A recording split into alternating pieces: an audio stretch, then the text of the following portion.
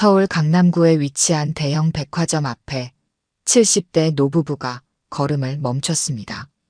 이만복과 최정자였죠. 두 사람의 모습은 화려한 백화점 입구와는 사뭇 대조적이었어요. 이만복은 낡은 바람막이 점퍼를 입고 있었습니다. 점퍼 곳곳에는 오래된 때가 묻어 있었고 소매 부분은 작업으로 인해 약간 헤어져 있었어요. 발에는 검은색 운동화를 신고 있었는데 물기가 묻어 있어 약간 젖어 보였습니다. 최정자도 마찬가지였어요. 소박한 카디건에 편한 바지 차림이었죠. 머리는 단정하게 빗어 넘겼지만 전체적으로 평범한 동네 아주머니의 모습이었습니다. 여보, 여기 아직도 똑같네요. 최정자가 백화점 건물을 올려다보며 말했습니다. 그때 커피숍 옆에 있던 매장 맞죠? 이만복이 고개를 끄덕였어요. 맞아요. 우리가 전기 배선 작업할 때 저기 모서리 부분이 제일 까다로웠는데 두 사람은 잠시 추억에 잠긴 표정으로 건물을 바라봤습니다. 그러다 천천히 백화점 안으로 발걸음을 옮겼어요. 백화점 내부는 휘황찬란했습니다. 대리석 바닥이 반짝반짝 빛났고 천장에는 화려한 샹들리에가 걸려 있었어요. 곳곳에는 명품 브랜드들의 매장이 자리하고 있었죠. 와, 정말 많이 바뀌었네요. 최정자가 감탄했습니다. 예전엔 이렇게 화려하지 않았는데 이만복도 주변을 둘러보며 말했어요. 그때는 우리가 직원 식당에서 밥 먹으면서 이런 모습을 상상이나 했겠어요? 두 사람은 천천히 걸으며 구경을 시작했습니다. 하지만 다른 고객들과는 확연히 다른 모습이었어요. 대부분의 고객들은 깔끔한 정장이나 브랜드 옷을 입고 있었는데 노부부는 평범한 일상복 차림이었거든요. 몇몇 고객들이 노부부를 힐끔힐끔 쳐다봤습니다. 특히 명품 매장 근처를 지날 때마다 시선이 더욱 집중됐어요. 저기 한번 들어가 볼까요? 최정자가 한 명품 매장을 가리키며 말했습니다. 예전에 여기 어떤 매장이 있었는지 기억나세요? 글쎄요, 잘 기억이 안 나네요. 이만복이 대답했습니다. 그냥 한번 들어가 보죠. 두 사람은 명품 매장 입구로 향했습니다.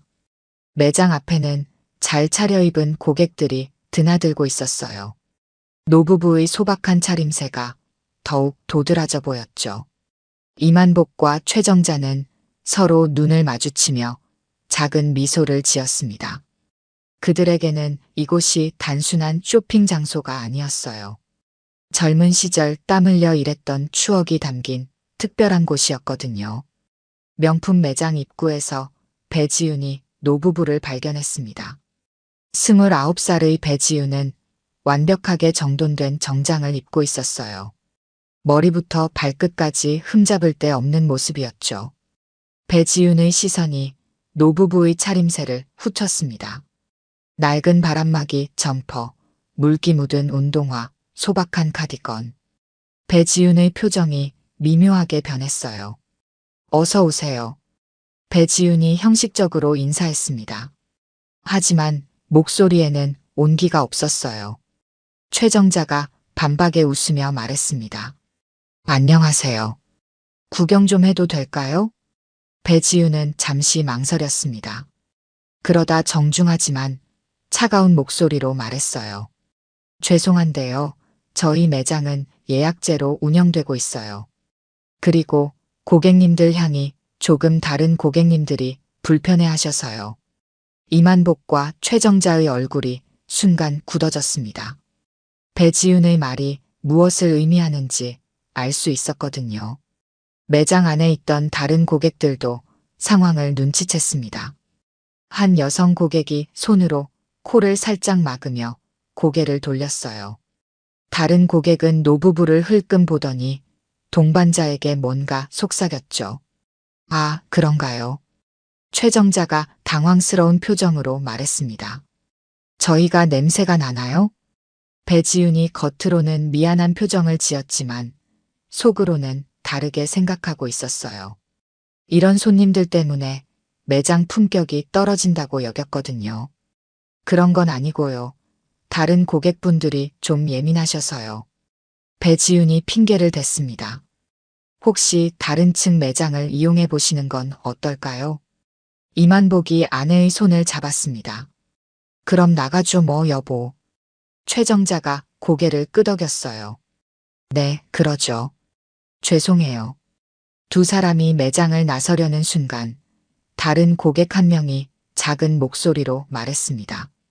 요즘 아무나 다 들어오네. 백화점도 예전 같지 않아. 그 말이 노부부의 귀에 들렸습니다. 최정자의 어깨가 약간 움츠러들었어요. 이만복의 입이 굳게 다물어졌죠. 배지윤은 그 상황을 보면서도 별다른 조치를 취하지 않았습니다. 오히려 안도하는 기색이었어요.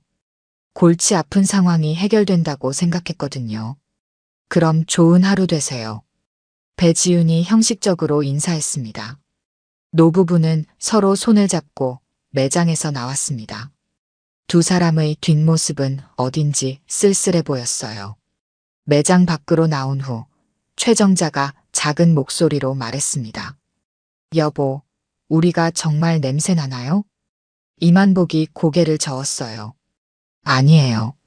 그냥 우리 옷차림이 여기 분위기와 안 맞는 것 같아요. 그래도 기분이 안 좋네요. 최정자가 한숨을 쉬었습니다. 하지만 두 사람은 곧 마음을 추스렸어요. 이런 일로 기분 상할 나이가 아니라고 생각했거든요. 다른 데 가서 구경해요. 이만복이 아내를 위로했습니다. 그 순간 저 멀리서 엘리베이터 문이 열리는 소리가 들렸습니다. 엘리베이터 문이 열리면서 정장을 입은 중년 남성이 나타났습니다. 백성진 회장이었어요. 53살의 백성진은 단정하게 정돈된 네이비 정장을 입고 있었습니다. 회장답게 품격 있는 모습이었죠.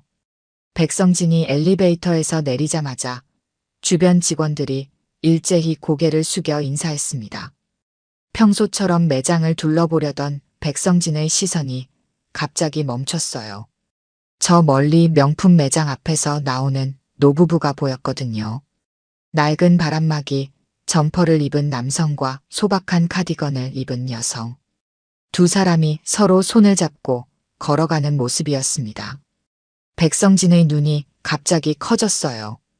설마 하는 마음으로 더 자세히 들여다봤습니다. 그러자 확신이 들었어요. 저분이 혹시... 백성진이 혼잣말을 중얼거렸습니다. 백성진은 급하게 걸음을 옮겼어요. 주변에 있던 부매장장이 뒤따라오며 말했습니다. 회장님, 어디 가시는 거예요? 잠깐만요. 백성진이 서둘러 대답했습니다. 백성진의 머릿속은 복잡했어요. 저 두 사람이 정말 자신이 알고 있는 그분들이 맞는지 확인하고 싶었거든요. 하지만 동시에 불안한 마음도 들었습니다. 왜 저분들이 이렇게 초라한 모습으로 나오고 있을까요? 혹시 무슨 일이 있었던 걸까요? 백성진은 더 빠르게 걸었습니다. 주변 직원들이 회장의 급작스러운 행동에 당황하며 뒤따랐어요. 회장님, 무슨 일이세요? 부매장장이 다시 물었습니다. 저분들이 혹시 우리 백화점 창립 때 함께 했던 분들 같아요. 백성진이 걸으면서 대답했습니다. 부매장장의 표정이 의아해졌어요. 창립 때요? 그런데 왜 저렇게 나오세요? 백성진도 그것이 궁금했습니다. 평소 같으면 저런 분들이 오시면 VIP 대우를 받아야 하는데 왜 이렇게 쓸쓸하게 나오고 있는 걸까요? 노부부는 여전히 손을 잡고 천천히 걸어가고 있었어요. 최정자가 이만복에게 뭔가 말하고 있었는데 표정이 좋지 않아 보였습니다. 백성진이 더 가까이 다가갔어요. 그러자 노부부의 얼굴이 더 선명하게 보였습니다. 맞아요. 백성진이 작은 소리로 외쳤습니다. 정자 누님이랑 만복 형님이 맞아요. 백성진의 기억 속에서 오래된 장면들이 떠올랐습니다. 20살 남짓했던 자신이 아버지와 함께 백화점 건설 현장을 돌아다니던 시절이었어요. 그때 최정자는 직원 식당 책임자였습니다. 새벽 5시부터 나와서 직원들 아침 식사를 준비했어요. 백성진도 어린 시절 그 식당에서 최정자가 만든 김치찌개를 먹었던 기억이 있었거든요. 이만복은 전기공사 반장이었어요. 백화점 건물 전체의 전기 배선을 책임졌죠. 밤늦게까지 남아서 작업하는 모습을 자주 봤습니다. 한겨울에도 추위를 무릅쓰고 일했던 기억이 생생했어요. 누님, 형님. 백성진이 큰 소리로 불렀습니다. 노부부가 뒤를 돌아봤어요. 최정자와 이만복의 얼굴에 의아한 표정이 떠올랐습니다. 백성진이 달려가면서 말했어요. 정자 누님 맞으시죠? 저 백성진이에요. 최정자의 눈이 커졌습니다. 어머, 성진이? 정말 성진이야? 네, 맞아요. 백성진이 환하게 웃었습니다. 정말 오랜만이에요. 이만복도 놀란 표정을 지었어요. 어머나, 성진이가 이렇게 컸구나. 그때 아버님 따라다니던 꼬마였는데. 백성진은 두 사람 앞에서 깊게 인사했습니다. 정말 오랜만에 뵀네요.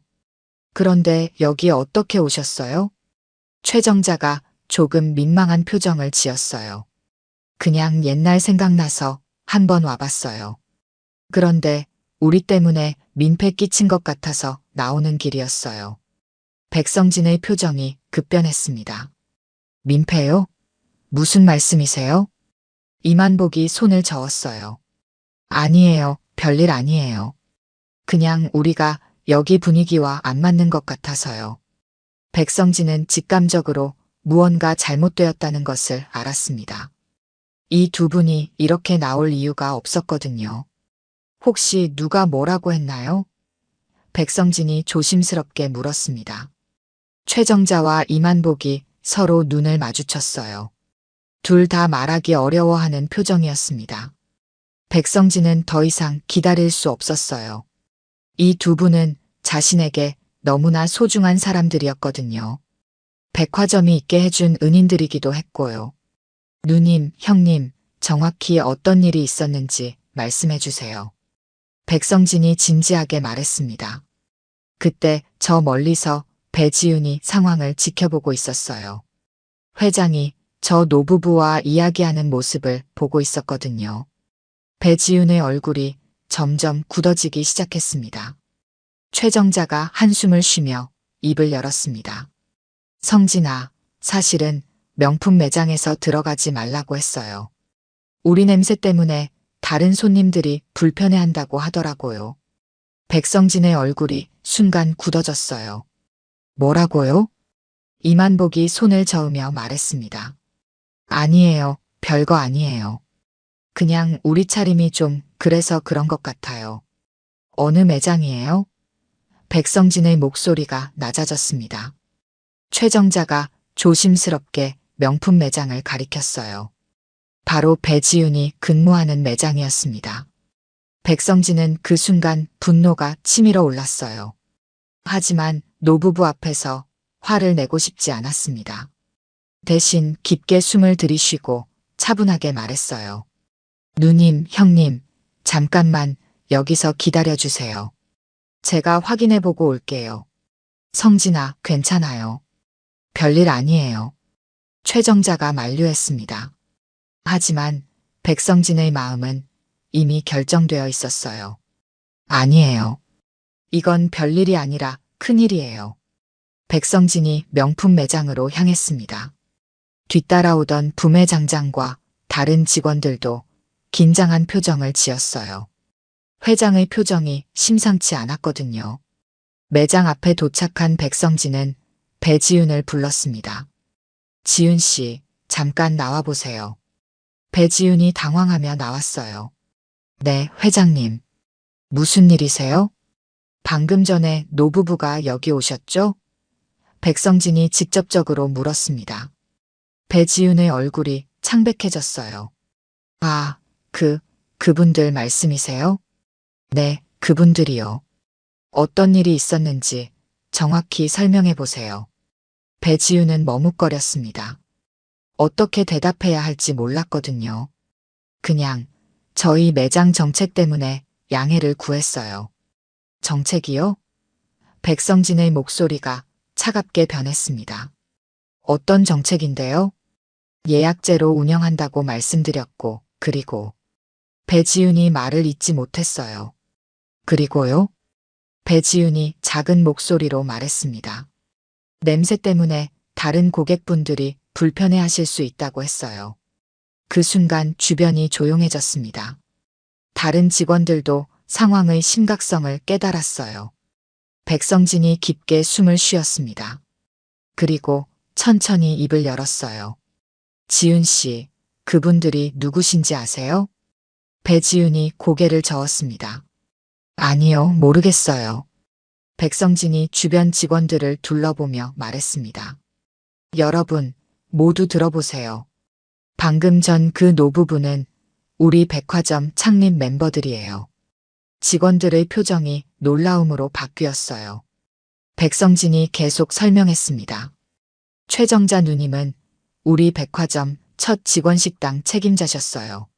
새벽 5시부터 나와서 직원들 식사를 준비하셨죠. 이만복 형님은 우리 백화점 전기공사 반장이셨어요. 이 건물 모든 전기 배선을 직접 설계하고 시공하신 분이에요. 배지윤의 얼굴이 점점 더 창백해졌어요. 그분들이 없었으면 이 백화점은 존재하지 않아요. 백성진의 목소리가 높아졌습니다.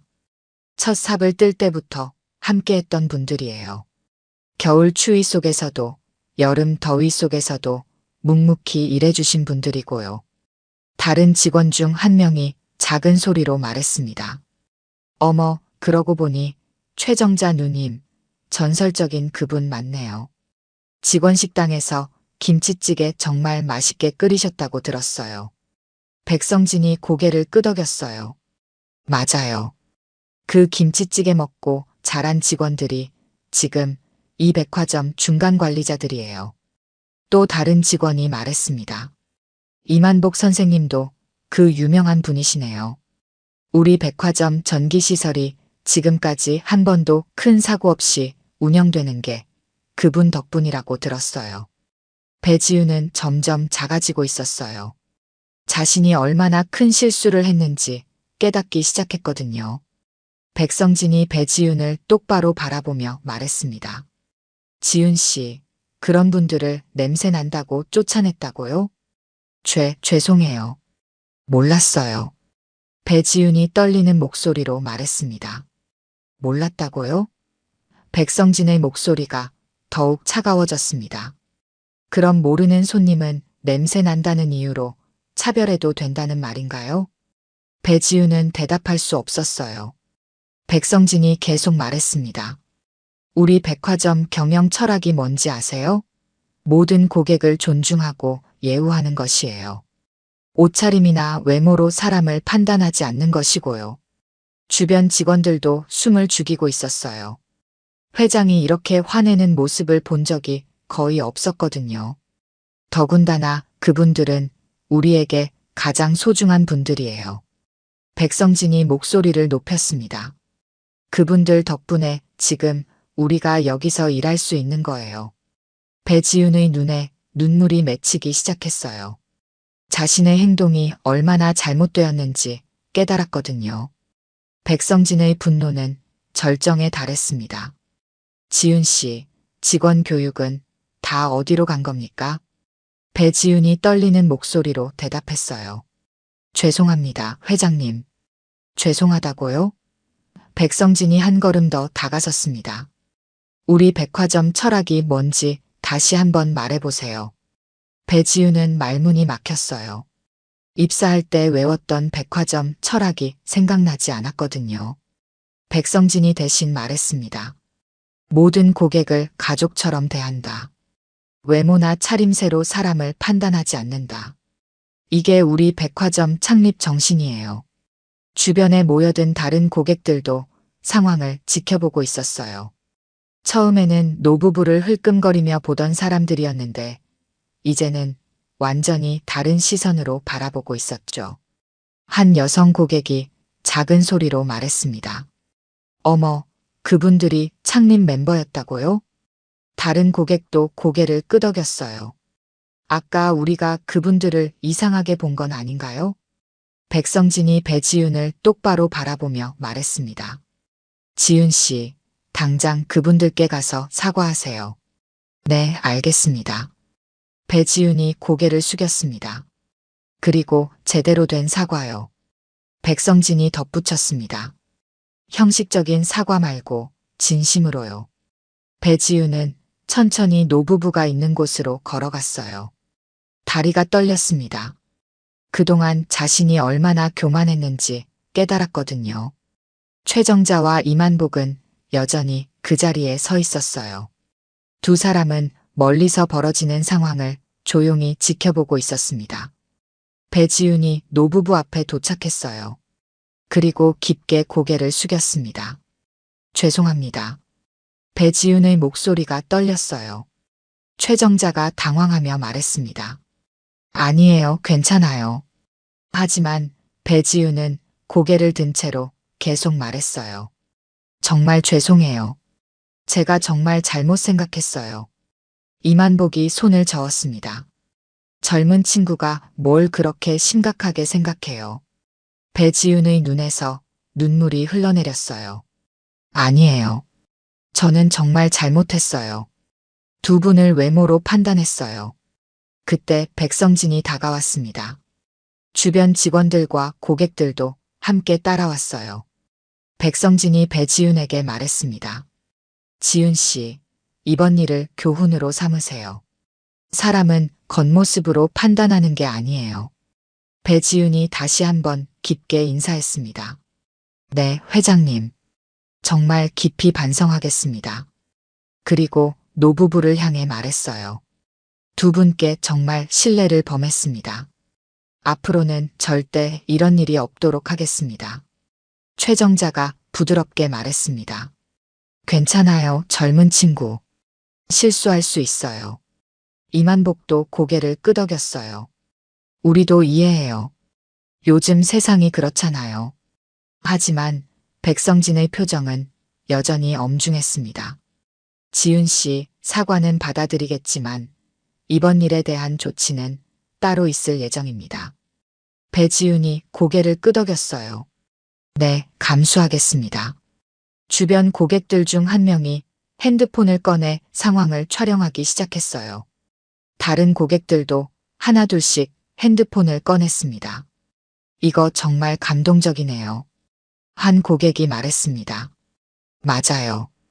요즘 이런 일 보기 힘든데. 다른 고객도 동조했어요. 백성진이 주변을 둘러보며 말했습니다. 여러분도 오늘 일을 잘 봐두세요. 사람을 겉모습으로 판단하면 안 되는 이유를 보여주는 일이에요. 한 젊은 여성 고객이 부끄러운 표정을 지었어요. 아까 노부부를 이상하게 바라봤던 자신을 반성하고 있었거든요. 저도 처음에는 좀 그랬어요. 그 고객이 솔직하게 말했습니다. 미안해요. 최정자가 웃으며 대답했어요. 괜찮아요. 우리가 좀 초라하게 차려입고 왔네요. 아니에요. 백성진이 즉시 말했습니다. 누님은 전혀 초라하지 않으세요. 오히려 저희가 부끄러워해야 해요. 이만복이 백성진의 어깨를 가볍게 두드렸어요. 성진아, 너무 심각하게 생각하지 마라. 이런 일도 있는 거지. 하지만 백성진의 마음은 무거웠습니다. 자신이 소중히 여기는 분들이 이런 대우를 받았다는 사실이 받아들여지지 않았거든요. 배지윤은 여전히 고개를 숙이고 있었어요. 자신의 잘못을 진심으로 후회하고 있었습니다. 최정자가 배지윤을 바라보며 따뜻하게 말했습니다. 젊은 친구, 이제 그만 일어나세요. 괜찮다고 했잖아요. 배지윤이 고개를 들었어요. 눈물로 범벅이 된 얼굴이었습니다. 이만복도 부드럽게 말했어요. 우리 때문에 이렇게 큰일이 된 것 같아서 오히려 미안하네요. 백성진이 깜짝 놀라며 말했습니다. 형님, 무슨 말씀이세요? 형님들이 미안해하실 일이 아니에요. 최정자가 손을 저었어요. 아니에요, 성진아. 우리가 좀 더 단정하게 차려입고 올 걸 그랬어요. 누님, 백성진의 목소리가 높아졌습니다. 그런 말씀 하지 마세요. 누님은 어떤 옷을 입으셔도 품격이 있으세요. 주변 고객들이 노부부의 모습을 새롭게 바라보기 시작했어요. 처음에는 초라해 보였던 차림새가 이제는 소박하고 정겨워 보였습니다. 한 중년 남성 고객이 다가와서 말했습니다. 어르신들, 정말 죄송해요. 제가 처음에 좀 그렇게 봤어요. 최정자가 웃으며 대답했어요. 괜찮아요. 젊은 분들은 그럴 수 있어요. 아니에요. 그 고객이 고개를 저었습니다. 저도 반성하게 됐어요. 사람을 겉으로만 봤네요. 이만복이 겸손하게 말했어요. 우리가 정말 별 볼 일 없는 사람들이에요. 그냥 예전에 여기서 일했던 늙은이들이고요. 백성진이 즉시 반박했습니다. 형님, 그런 말씀 절대 하지 마세요. 형님들은 이 백화점의 진짜 주인이에요. 다른 직원 한 명이 다가와서 말했습니다. 정자 누님, 저희 어머니가 예전에 여기서 일했는데 누님 이야기 정말 많이 들었어요. 항상 직원들 챙겨주셨다고 하더라고요. 최정자의 얼굴이 밝아졌어요. 어머, 정말요? 누가 어머니세요? 김영숙이에요. 예전에 계산대에서 일했어요. 아, 영숙이. 최정자가 반가워했습니다. 영숙이 딸이구나. 어머, 그때 그 꼬마가 이렇게 컸네. 그 직원도 눈물을 글썽였어요. 어머니가 누님 덕분에 정말 많이 배웠다고 하셨어요. 이만복도 주변을 둘러보며 말했습니다. 그때는 정말 다들 가족같이 지냈는데 이렇게 큰 백화점이 될 줄 몰랐어요. 백성진이 감격스럽게 말했어요. 형님, 누님 덕분이에요. 형님들이 기초를 잘 다져주셔서 지금까지 올 수 있었어요. 최정자가 백성진을 바라보며 말했습니다. 성진아, 우리는 그냥 우리 일을 했을 뿐이에요. 내가 이렇게 훌륭하게 키워준 게 대단한 거지. 아니에요. 백성진이 고개를 저었습니다. 제가 지금 있는 것도 다 형님들 덕분이에요. 그때 한 고객이 조심스럽게 말했습니다. 혹시 사진 한 장 찍어도 될까요? 정말 감동적인 장면이라서요. 최정자가 당황하며 말했어요. 저희를요? 별로 찍을 게 없는데요. 백성진이 즉시 말했습니다. 당연하죠. 누님, 형님은 이 백화점의 역사예요. 이만복이 손사래를 쳤어요. 아니에요. 그냥 일꾼이었어요. 하지만 주변 사람들은 이미 노부부를 존경의 눈빛으로 바라보고 있었어요. 단순한 노인 부부가 아니라 이 거대한 백화점을 세운 숨은 공로자들이라는 걸 알았거든요. 백성진이 갑자기 뭔가 생각난 듯 말했습니다. 누님, 형님, 잠깐만 기다려주세요. 제가 준비할 게 있어요. 뭘 준비한다는 거야? 최정자가 물었습니다. 특별한 건 말고요. 작은 감사 표시예요. 백성진이 웃으며 말했습니다. 백성진은 부매장장에게 뭔가 지시했어요. 부매장장이 급히 어디론가 가더니 곧 돌아왔습니다. 손에는 정성스럽게 포장된 상자가 들려 있었어요. 이게 뭐야? 이만복이 의아해했습니다. 백성진이 상자를 열었어요. 안에는 아름다운 명예 고객 위촉장이 들어 있었습니다. 누님, 형님, 이 백화점의 명예 고객이 되어주세요. 백성진이 진심을 담아 말했습니다. 최정자와 이만복이 깜짝 놀랐어요. 이런 건 너무 과해요. 아니에요. 백성진이 고개를 저었습니다. 이것도 부족해요. 형님들께는 정말 더 큰 예우를 드려야 하는데. 주변 사람들이 박수를 치기 시작했어요. 처음에는 몇 명이 치더니 점점 더 많은 사람들이 박수에 동참했습니다. 배지은도 눈물을 흘리며 박수를 쳤어요. 자신이 얼마나 어리석었는지 깨달았거든요. 최정자가 감동받아 말했습니다. 성진아, 고마워. 정말 고마워. 이만복도 목이 메었어요. 우리 같은 늙은이들을 이렇게 대접해주다니. 백성진이 다시 한번 깊게 인사했습니다. 아니에요. 저희가 감사드려야 해요. 형님들이 있어서 오늘의 백화점이 있는 거예요. 박수 소리가 백화점 전체에 울려 퍼졌습니다. 처음에는 몇 명이 치던 박수가 이제는 수십 명의 고객들과 직원들이 함께 치는 큰 박수가 되었어요. 한 젊은 여성 고객이 감탄하며 말했습니다. 와, 정말 대박이에요. 그분들이 창립 멤버셨다니. 옆에 있던 남성 고객도 고개를 끄덕였어요. 진짜 영화 같은 일이네요. 겉으로 보고 판단하면 안 되는구나. 다른 고객이 핸드폰으로 영상을 찍으며 말했습니다. 이거 정말 감동적이다. SNS에 올려도 될까요? 백성진이 노부부를 바라보며 말했어요. 누님, 형님 괜찮으시면 많은 분들이 이 이야기를 알았으면 좋겠어요. 최정자가 부끄러워하며 말했습니다. 우리가 그렇게 대단한 사람들이 아닌데요. 아니에요. 한 고객이 큰 소리로 말했습니다. 정말 대단하세요. 이런 분들이 계셔서 우리가 이렇게 좋은 백화점을 이용할 수 있는 거잖아요. 이만복이 겸손하게 말했어요. 그냥 우리가 할 일을 했을 뿐이에요. 그때 백화점 내 다른 층에서 일하던 직원들도 소식을 듣고 하나둘씩 모여들기 시작했어요. 특히 나이 든 직원들은 노부부를 알아보는 사람들이 많았습니다. 한 중년 직원이 달려와서 말했습니다. 어머, 정자 누님. 진짜 정자 누님이세요? 최정자가 의아해하며 물었어요. 누구세요? 저 박민수예요. 예전에 창고에서 일했던 민수요. 누님이 김치찌개 끓여주신 거 아직도 기억해요. 어머, 민수야. 최정자가 반가워했습니다. 이렇게 컸구나. 지금도 여기서 일해? 네, 지금은 물류팀장이에요. 박민수가 자랑스럽게 말했습니다. 누님 덕분에 여기까지 왔어요. 이만복도 주변을 둘러보며 말했어요. 어머, 여기 다 아는 얼굴들이네. 또 다른 직원이 다가왔습니다. 만복 아저씨, 저 기억하세요? 이정호예요. 아, 정호야. 이만복이 환하게 웃었습니다. 그때 전기 배우겠다고 따라다니던 그 꼬마가 너구나. 네, 맞아요. 지금은 시설관리팀에서 일해요.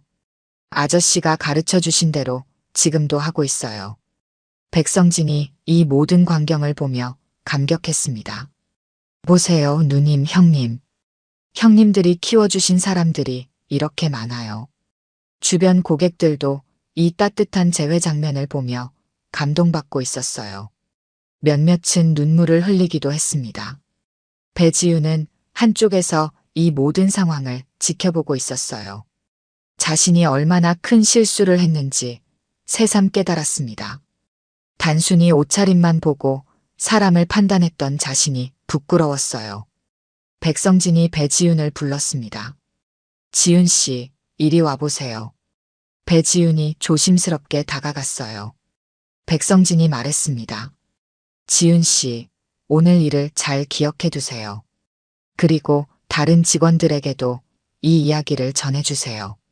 네, 회장님. 꼭 그러겠습니다. 배지윤이 진심으로 대답했습니다. 최정자가 배지윤에게 다가가서 말했어요. 젊은 친구, 너무 자책하지 마세요. 실수는 누구나 할 수 있어요. 배지윤의 눈에서 다시 눈물이 흘렀습니다. 감사해요. 정말 많이 배웠어요. 이만복도 배지윤의 어깨를 가볍게 두드렸어요. 앞으로는 겉모습보다는 마음을 먼저 보는 사람이 되세요. 네, 꼭 그러겠습니다. 배지윤이 고개를 끄덕였습니다. 백성진이 모든 사람들을 둘러보며 큰 소리로 말했습니다. 오늘 모든 분들이 중요한 교훈을 얻었을 거예요. 사람을 겉모습으로 판단하면 안 된다는 것을요. 고객들이 일제히 고개를 끄덕였어요. 백성진이 계속 말했습니다. 그리고 진정한 가치는 겉으로 드러나지 않는 곳에 있다는 것도요. 이 두 분처럼 묵묵히 자신의 일을 해내는 분들이 진짜 소중한 사람들이에요. 한 고객이 소리쳤습니다.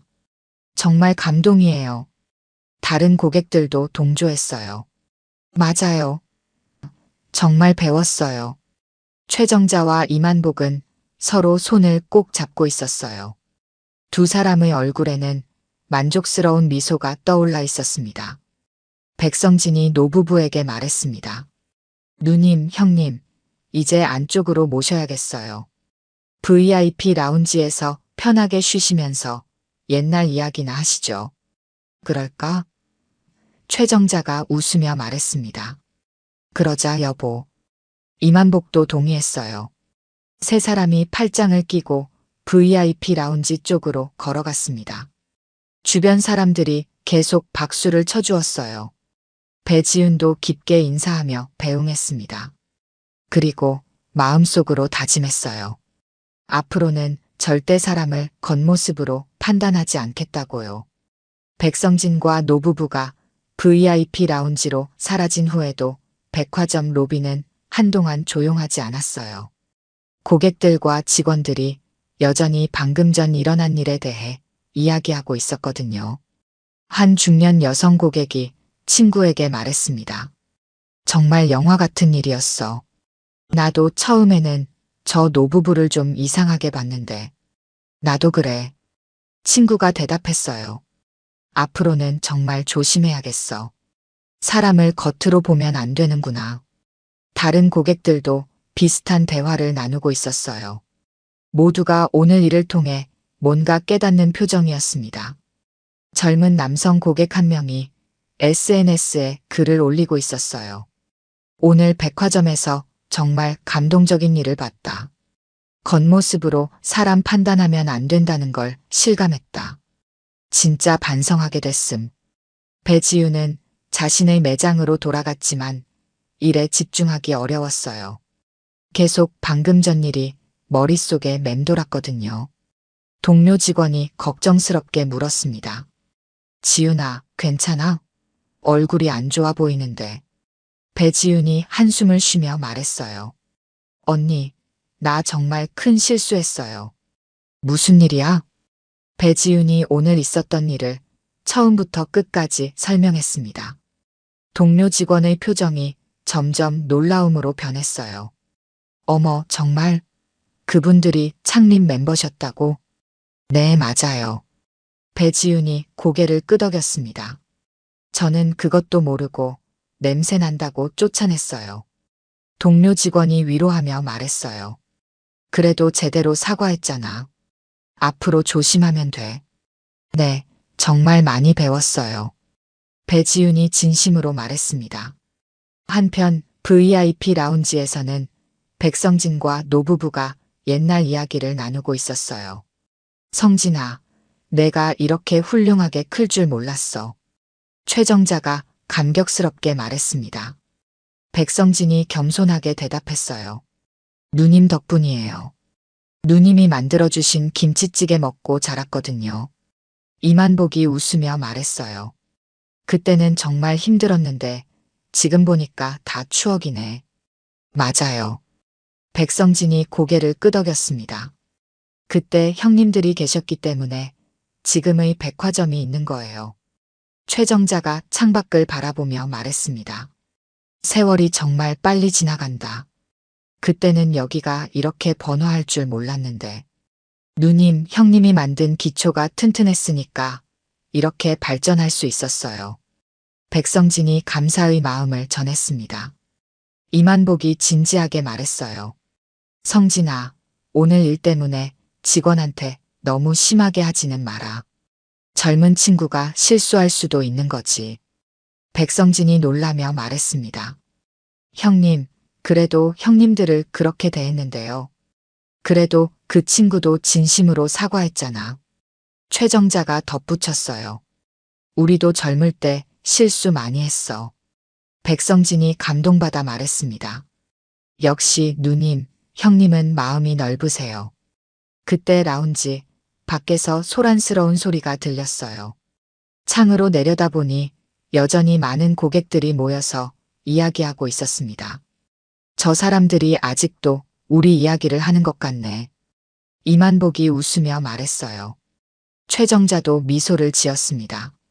오늘 정말 특별한 하루였어요. 백성진이 진심을 담아 말했습니다. 누님, 형님, 앞으로 자주 오세요. 이곳은 형님들 집이에요. 그럴게. 최정자가 고개를 끄덕였어요. 이만복도 동의했습니다.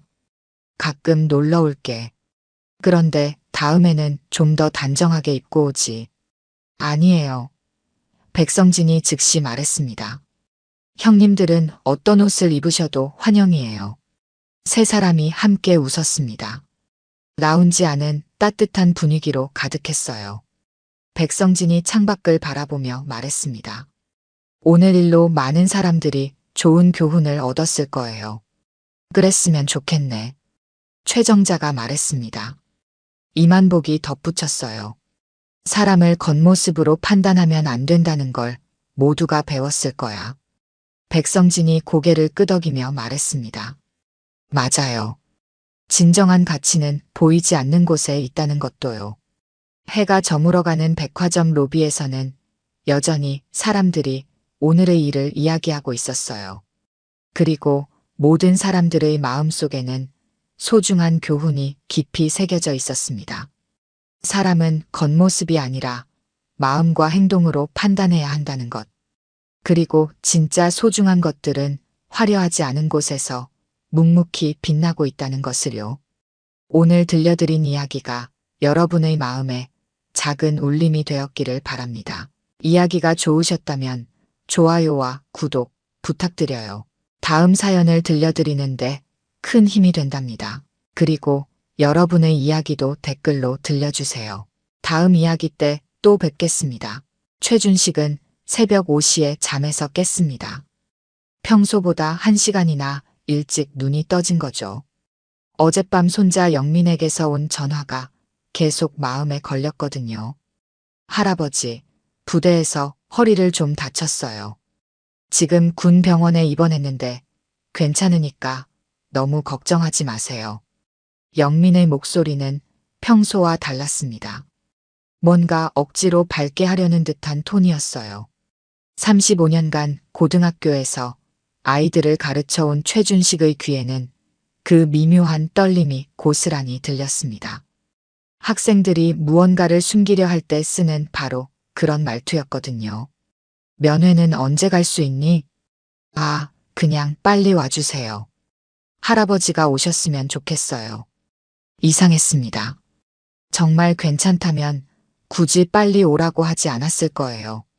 게다가 영민은 평소 할아버지에게 폐를 끼치는 걸 가장 싫어하는 아이였거든요. 최준식은 서둘러 옷을 갈아입고 작은 여행 가방을 챙겼습니다. 가방 안에는 영민이 초등학교 때 찍은 사진 몇 장과 자신의 교직 증명서, 그리고 며칠 전 동네 병원에서 받아온 건강검진 결과지를 넣었어요. 혹시 병원에서 보호자 확인을 요구할지도 모르니까요. 시골 기차역까지는 걸어서 20분 거리였습니다. 아침 공기는 차갑고 맑았어요. 논밭 사이로 난 길을 걸으면서 최준식은 영민과의 추억들을 떠올렸습니다. 영민은 5살 때 부모를 교통사고로 잃고 할아버지 손에서 자랐어요. 조용하고 착한 성격이라 한 번도 말썽을 피운 적이 없었습니다. 공부도 잘했고 친구들과도 잘 어울렸죠. 그런 영민이 군대에서 다쳤다는 게 믿어지지 않았어요. 기차역에는 벌써 몇 명의 사람들이 서울행 첫차를 기다리고 있었습니다. 대부분 도시로 일하러 나가는 젊은이들이었어요. 최준식은 플랫폼 벤치에 앉아 시계를 봤습니다. 6시 15분이었어요. 영민이 목소리가 왜 그랬을까? 최준식은 계속 생각했습니다. 전화를 끊기 전에 영민이 한 말도 이상했어요. 할아버지, 혹시 부대에서 면회 안 된다고 하면 그냥 기다려주세요. 꼭 만날 수 있을 거예요. 왜 면회가 안 될 거라고 미리 말했을까요? 그리고 왜 꼭 기다리라고 했을까요? 6시 30분. 드디어 서울행 열차가 들어왔습니다. 최준식은 천천히 열차에 올라탔어요. 좌석에 앉으면서 창밖을 바라보니 고향의 논밭들이 점점 멀어져 갔습니다. 기차 안에서 최준식은 영민의 어린 시절을 더 자세히 떠올렸어요. 초등학교 1학년 때 처음 학교에 데려다 준 날, 중학교 졸업식 때 상을 받던 모습, 고등학교 때 대학 진학을 포기하고 취업을 하겠다고 했던 일들이 주마등처럼 지나갔습니다. 할아버지, 저는 빨리 돈을 벌어서 할아버지 편하게 해드리고 싶어요. 그때 영민이 한 말이었어요. 결국 영민은 고등학교 졸업 후 바로 취업을 했고 2년 뒤 군대에 갔습니다. 착한 아이였어요. 너무 착해서 오히려 걱정될 정도로요. 서울역에 도착한 건 오전 9시 40분이었습니다. 최준식은 지하철 노선도를 살펴보며 영민이 입원해 있다는 군 병원으로 가는 길을 확인했어요. 지하철을 2번 갈아타야 했습니다. 지하철 안에서도 계속 영민 생각뿐이었어요. 허리를 다쳤다고 했는데 어떻게 다친 걸까? 훈련 중에 사고가 난 건가? 영민은 어릴 때부터 몸이 그리 튼튼한 편이 아니었거든요. 그래서 군대 가는 것도 많이 걱정했었는데요. 병원 앞에 도착한 건 오전 11시였습니다. 웅장한 군 병원 건물을 올려다보니 괜히 위축되는 기분이었어요. 하지만 손자를 만나야 한다는 생각에 용기를 냈습니다. 가방을 단단히 잡고 병원 정문으로 걸어갔어요. 로비는 생각보다 넓고 깨끗했습니다. 접수처에서 면회 절차를 물어보려던 최준식 앞에 군복을 입은 젊은 장교가 나타났어요. 계급장을 보니 소위였습니다. 어르신, 면회 오셨습니까? 김태섭 소위의 목소리는 처음부터 차갑고 권위적이었어요. 최준식은 고개를 끄덕였습니다. 네, 손자 최영민을 만나러 왔는데요. 죄송합니다. 지금은 면회가 불가능합니다. 환자가 치료 중이라서요. 김태섭 소위의 표정은 딱딱했어요. 마치 처음부터 면회를 거절할 생각이었던 것처럼 말이죠. 최준식은 당황했습니다. 영민이 분명 와달라고 했는데 면회가 안 된다니요. 그런데 어제 영민이가 직접 와달라고 했는데요. 규칙은 규칙입니다. 여기는 민간 병원이 아닙니다. 김태섭 소위의 말투는 점점 더 차갑게 변했어요. 최준식은 뭔가 이상함을 느꼈습니다. 김태섭 소위는 최준식을 위아래로 훑어보더니 코웃음을 쳤습니다. 시골에서 올라온 티가 역력한 노인의 모습이 그에게는 그저 귀찮은 존재로 보였거든요. 어르신, 여기가 어디인지 아십니까? 군 병원이에요. 민간인이 함부로 들어올 수 있는 곳이 아닙니다. 최준식은 차분히 대답했어요. 저는 최영민의 할아버지입니다. 어제 영민이가 직접 전화해서 와달라고 했거든요. 면회 신청을 하고 싶은데요. 면회 신청요? 김태섭 소위가 비웃듯 말했습니다. 어르신, 지금 최영민 일병은 중요한 치료를 받고 있어요. 의사 선생님께서 절대 안정이 필요하다고 하셨거든요. 면회는 당분간 불가능합니다. 하지만 최준식은 포기하지 않았어요. 35년간 교사로 일하면서 온갖 관료주의와 싸워본 경험이 있었거든요. 그럼 담당 의사 선생님께 직접 말씀드려 보겠습니다. 제가 유일한 보호자니까요. 보호자라고요? 김태섭 소위의 목소리가 더욱 차갑게 변했어요. 어르신, 영민이는 지금 군인입니다. 군인의 보호자는 부대거든요. 민간인 보호자 따위는 없어요. 김태섭 소위는 의도적으로 모욕적인 말투를 사용했습니다. 따위라는 말까지 써가면서 말이죠. 최준식의 얼굴이 굳어졌어요. 따위라고 하셨나요? 네, 따위죠. 여기서는 부대가 모든 걸 결정합니다. 어르신 같은 민간인이 끼어들 일이 아니에요. 김태섭 소위는 자신의 권위를 과시하고 싶었던 것 같아요. 28살의 젊은 장교로서 노인 하나 정도는 쉽게 돌려보낼 수 있다고 생각했거든요. 그럼 최소한 영민이가 어떤 상태인지라도 알려주실 수 있나요? 할아버지로서 당연한 권리 아닌가요? 권리요? 김태섭 소위가 큰 소리로 웃었어요. 어르신, 여기가 어디라고 권리를 주장하세요? 군대에서는 명령과 복종만 있어요. 권리 따위는 없습니다. 최준식은 점점 화가 났지만 참고 있었어요. 손자를 위해서라도 감정을 조절해야 했거든요. 그럼 언제쯤 면회가 가능할까요? 글쎄요, 한 달, 두 달, 정확히는 모르겠네요. 의사 선생님 말씀을 들어봐야죠. 김태섭 소위는 일부러 애매하게 대답했어요. 사실 최영민의 상태는 그리 심각하지 않았거든요. 허리 타박상 정도였는데 며칠이면 퇴원할 수 있는 상태였어요. 하지만 김태섭 소위에게는 다른 계산이 있었습니다. 최영민은 부대에서 선임들에게 지속적으로 괴롭힘을 당하고 있었어요. 그 과정에서 허리를 다친 거였거든요. 하지만 김태섭 소위는 이 일이 외부에 알려지는 걸 원하지 않았습니다. 자신의 관리 능력에 문제가 있다고 평가받을까봐 걱정이었거든요. 실례지만 소위님 성함이 어떻게 되시나요? 최준식이 정중하게 물었어요. 김태섭 소위는 귀찮다는 표정을 지었습니다. 김태섭 소위입니다. 왜요? 나중에 면회 신청할 때 담당자 이름을 알아야 할 것 같아서요. 면회 신청이요? 어르신, 제가 분명히 말씀드렸잖아요. 당분간은 불가능하다고요. 그냥 집에 가서 기다리세요. 김태섭 소위의 말투는 점점 더 건방져졌어요. 마치 시골에서 올라온 무식한 노인을 상대하는 것처럼 행동했거든요. 혹시 제가 여기서 기다려도 될까요? 멀리서 왔으니까 오늘 하루만이라도요. 여기서 기다린다고요?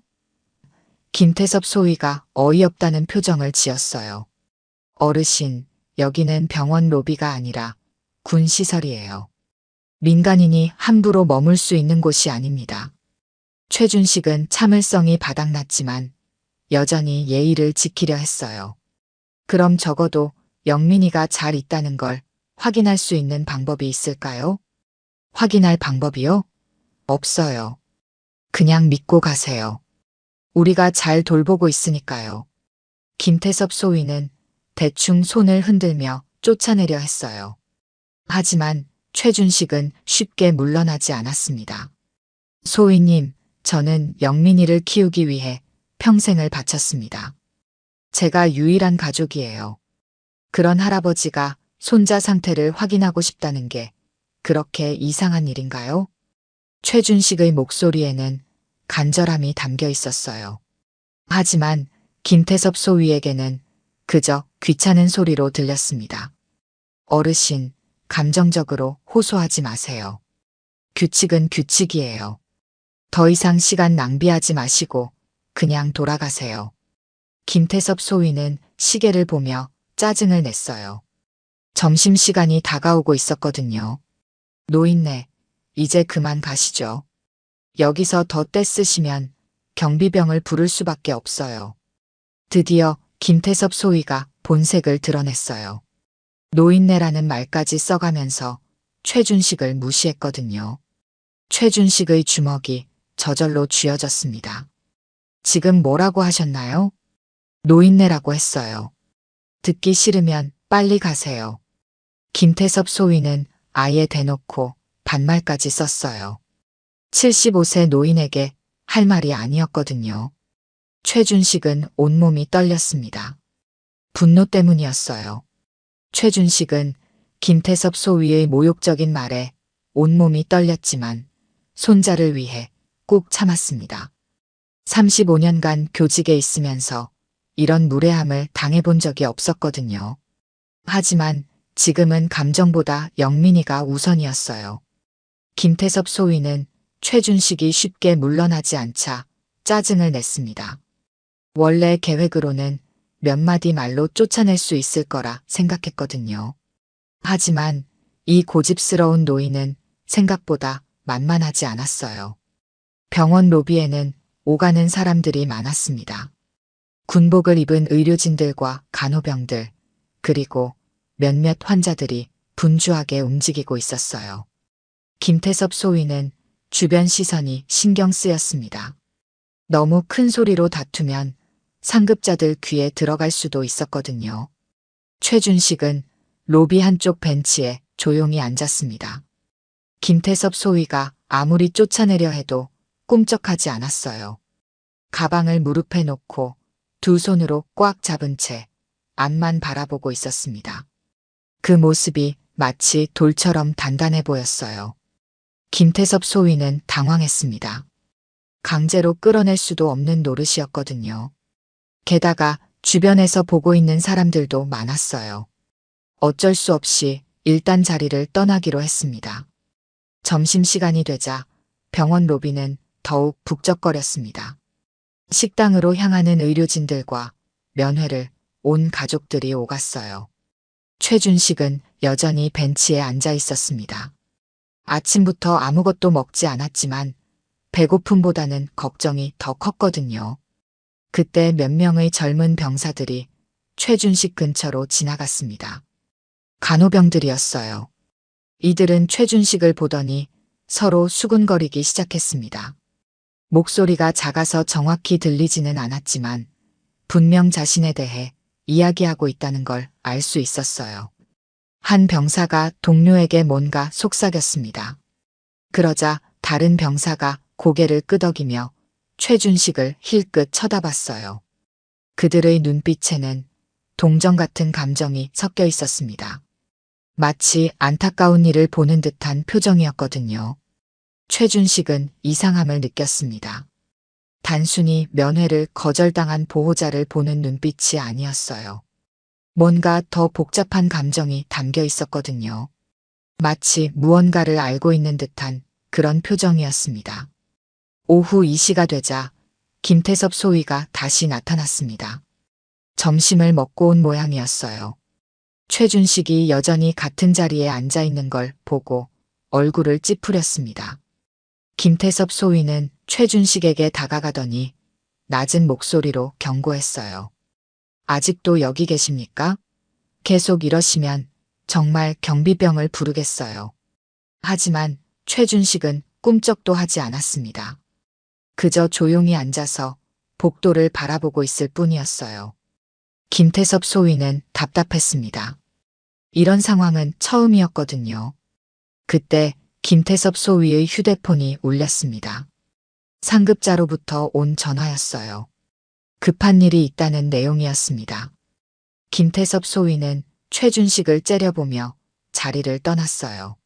하지만 떠나기 전에 근처에 있던 간호병에게 지시했습니다. 전호인 계속 지켜봐. 혹시 병동 쪽으로 가려고 하면 즉시 연락해. 간호병은 고개를 끄덕였지만 표정이 좋지 않았어요. 노인을 감시하라는 명령이 마음에 들지 않았거든요. 김태섭 소위가 떠나자 분위기가 조금 누그러졌습니다. 최준식은 이때를 기다렸다는 듯 조용히 일어나 화장실로 향했어요. 오랫동안 앉아 있었더니 다리가 저렸거든요. 화장실에서 나오는 길에 최준식은 복도에서 두 명의 간호병이 대화하는 소리를 들었습니다. 이들은 최준식이 지나간다는 걸 모르고 있었어요. 첫 번째 간호병이 한숨을 쉬며 말했습니다. 영민이 할아버지 같은데 안 됐네. 두 번째 간호병이 고개를 끄덕였어요. 그러게 말이야. 영민이가 그렇게 당하고 있는데 할아버지는 아무것도 모르고 계시잖아. 최준식의 걸음이 멈췄습니다. 심장이 빠르게 뛰기 시작했어요. 그렇게 당하고 있다는 말이 무슨 뜻일까요? 첫 번째 간호병이 다시 말했습니다. 소대장님이 그냥 덮고 가자고 하시는데 이게 맞나 싶어. 우리가 뭘 할 수 있겠어. 계급이 다른데 두 간호병은 곧 자리를 떴습니다. 최준식은 그 자리에 서서 머릿속을 정리하려 했어요. 영민이가 무언가를 당하고 있다는 것, 그리고 그걸 덮고 가자고 한다는 것. 분명 단순한 사고가 아니었어요. 최준식은 벤치로 돌아가 앉았습니다. 하지만 이제는 가만히 기다릴 수만은 없었어요. 영민이에게 무슨 일이 일어나고 있는지 알아야 했거든요. 오후 4시 교대 시간이 되자 병원 로비에는 새로운 의료진들이 나타났습니다. 최준식은 이들 중 한 명에게 조심스럽게 다가갔어요. 나이가 조금 더 들어 보이는 간호병이었습니다. 실례합니다. 혹시 최영민이라는 환자에 대해 아시나요? 간호병은 잠시 망설이더니 주변을 둘러봤습니다. 김태섭 소위가 보이지 않자 조용히 대답했어요. 할아버지시죠? 영민이 얘기 많이 했어요. 최준식의 눈이 반짝였습니다. 드디어 영민이에 대해 알 수 있는 기회였거든요. 나이든 간호병은 최준식을 동정하는 듯한 눈빛으로 바라봤습니다. 그의 이름표에는 이병장이라고 적혀 있었어요. 30대 중반 정도로 보이는 그는 다른 젊은 병사들과 달리 어딘지 모르게 신중한 모습이었습니다. 할아버지, 여기서 이야기하기는 좀 그런데요. 이병장은 주변을 살펴보며 조심스럽게 말했어요. 김태섭 소위가 언제 나타날지 모르는 상황이었거든요. 최준식은 간절한 눈빛으로 그를 바라봤습니다. 제발 영민이가 어떤 상태인지만이라도 알려주세요. 저는 할아버지예요. 이병장은 잠시 망설였습니다. 군대에서는 위계 질서가 절대적이었거든요. 하지만 최준식의 간절한 모습을 보니 차마 외면할 수가 없었어요. 더군다나 최영민이 평소 할아버지 이야기를 자주 했었거든요. 잠깐만 기다리세요. 제가 확인해보고 올게요. 이병장은 최준식을 복도 끝쪽 조용한 곳으로 안내했습니다. 그곳은 사람들이 잘 지나다니지 않는 곳이었어요. 최준식은 가슴이 두근거렸습니다. 드디어 영민이에 대한 진실을 알 수 있을 것 같았거든요. 이병장은 다시 한번 주변을 확인한 후 입을 열었어요. 할아버지, 영민이는 지금 3층 병동에 있어요. 허리 타박상으로 입원한 지 일주일 됐고요. 일주일이나요? 어제 전화했을 때는 방금 다쳤다고 했는데요. 최준식의 얼굴이 굳어졌습니다. 영민이가 거짓말을 한 거였어요. 왜 일주일이나 지나서야 할아버지에게 연락했을까요? 이병장은 더욱 조심스러운 표정을 지었습니다. 말하기 어려운 내용이 있다는 듯한 모습이었어요. 할아버지, 영민이가 다친 건 훈련 중 사고가 아니에요. 그럼 뭔가요? 그게 부대에서 좀 복잡한 일이 있었어요. 선임들과의 문제라고 해야 할까요? 최준식의 심장이 빠르게 뛰었습니다. 예상했던 최악의 상황이었어요. 군대에서 선임과의 문제라는 건 보통 한 가지를 의미했거든요. 혹시 구타당한 건가요? 이병장은 고개를 끄덕였습니다. 최준식의 온몸에 소름이 돋았어요. 착하고 조용한 영민이가 폭력을 당했다니요. 얼마나 심하게 당했나요? 허리뼈에 금이 갔어요. 처음에는 단순 타박상인 줄 알았는데 엑스레이를 찍어보니 미세골절이 있었거든요. 최준식은 주먹을 꽉 쥐었습니다. 뼈에 금이 갈 정도로 맞았다는 얘기였어요. 얼마나 무자비하게 폭행했길래 그런 상처를 입었을까요? 가해자는 누구인가요? 그게 복수의 선임들이에요. 영민이가 말을 잘 안 하려고 해서 정확한 건 모르겠지만요. 이병장의 말에서 더 큰 문제가 느껴졌습니다. 한 명이 아니라 여러 명이 집단으로 괴롭혔다는 얘기였거든요. 그럼 가해자들은 어떻게 됐나요? 처벌받았나요? 이병장은 고개를 저었습니다. 아직 아무 조치도 없었어요. 김태섭 소위님이 조용히 처리하겠다고 하시면서요. 조용히 처리한다는 게 무슨 뜻인가요? 그냥 덮고 넘어가자는 뜻이에요. 문제가 커지면 부대 전체가 곤란해진다면서요. 최준식은 분노로 온몸이 떨렸습니다. 손자가 뼈가 부러질 정도로 폭행당했는데 그걸 덮고 넘어가겠다는 거였어요. 이런 말도 안 되는 일이 있을 수 있나요? 그럼 가해자들은 아무 처벌도 받지 않는 건가요? 아마 그럴 것 같아요. 김소희 님이 워낙 이런 일에 민감하거든요. 자신의 평가에 나쁜 영향을 줄까봐 걱정하시는 것 같아요. 이 병장의 말을 들으니 김태섭 소위의 행동이 이해됐습니다. 처음부터 면회를 막으려 했던 이유가 바로 이것이었어요. 사건이 외부에 알려지는 걸 막으려는 거였거든요.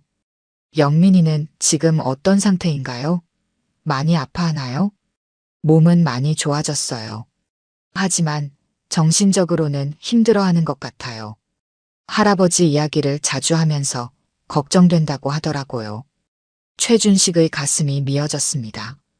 영민이가 이런 일을 당하고도 할아버지 걱정을 하고 있다니요. 왜 저에게 바로 연락하지 않았을까요? 처음에는 김소희 님이 외부 연락을 막았어요. 문제가 커질까 봐서요. 영민이가 몇 번이나 전화하게 해달라고 했는데 계속 거절당했거든요. 그럼 어제는 어떻게 연락할 수 있었나요? 영민이가 계속 요구하니까 어쩔 수 없이 허락한 것 같아요. 하지만 뭘 말할지 미리 확인하고 전화하게 했다고 들었어요. 최준식은 영민이의 어제 전화가 떠올랐습니다. 평소와 다른 어색한 말투, 그리고 이상한 당부들. 모든 게 통제받은 상황에서 한 말이었던 거예요. 혹시 제가 영민이를 만날 수 있는 방법은 없을까요? 이 병장은 난처한 표정을 지었습니다. 김소희 님이 워낙 엄격하게 통제하고 있어서요. 무단으로 면회시켜드렸다가는 저도 큰일 날 것 같아요. 최준식은 이해했습니다. 이 병장도 군인이었고 명령에 복종해야 하는 처지였거든요. 그럼 적어도 영민이에게 할아버지가 왔다는 걸 전해줄 수는 있나요? 그 정도는 가능할 것 같아요. 영민이가 얼마나 기다리고 있는지 아시거든요. 이 병장의 말에 최준식은 조금이나마 위안을 느꼈습니다. 적어도 영민이가 자신이 온 걸 알 수는 있겠거든요. 그때 복도 저쪽에서 군화 소리가 들려왔습니다. 김태섭 소위가 돌아오는 모양이었어요. 이 병장은 재빨리 최준식에게 속삭였습니다. 할아버지, 빨리 원래 자리로 돌아가세요. 제가 영민이에게 전해드릴게요. 최준식은 고개를 끄덕이고 서둘러 로비로 돌아갔습니다. 하지만 이제는 상황이 완전히 달라졌어요. 영민이가 집단 폭행을 당했고 그걸 은폐하려는 시도가 있다는 걸 알았거든요. 최준식은 벤치에 앉으면서 생각했습니다. 이 상황을 어떻게 해결해야 할까요? 단순히 기다리기만 해서는 안 될 것 같았어요. 뭔가 행동을 취해야 했거든요. 최준식은 벤치에 앉아 깊은 생각에 잠겼습니다. 영민이가 집단 폭행을 당했다는 사실을 알고 나니 가만히 있을 수가 없었어요. 하지만 어떻게 해야 할지 막막하기만 했습니다. 35년간 교직에 있으면서 학교 폭력 문제를 수없이 다뤄봤지만 군대는 완전히 다른 세계였어요.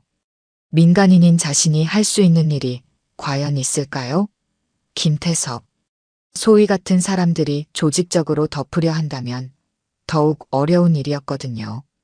시간은 벌써 오후 5시를 넘어가고 있었습니다. 아침부터 아무것도 먹지 않았지만 배고픔은 느껴지지 않았어요. 오직 영민이 생각뿐이었거든요.